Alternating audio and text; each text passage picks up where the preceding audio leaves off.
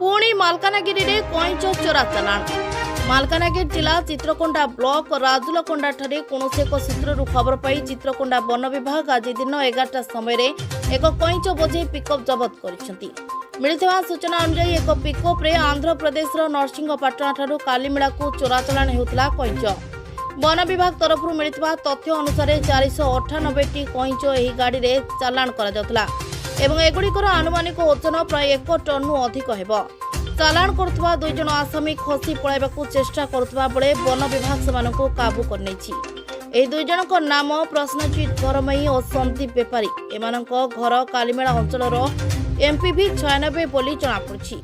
एते गुड़िए कईंच काहेकि चोरा चालाण करा जाउतला एवं एही रैकेट रे अन्य केते जन संपृक्त अछंती ताहा एबे स्पष्ट होई पारनाही।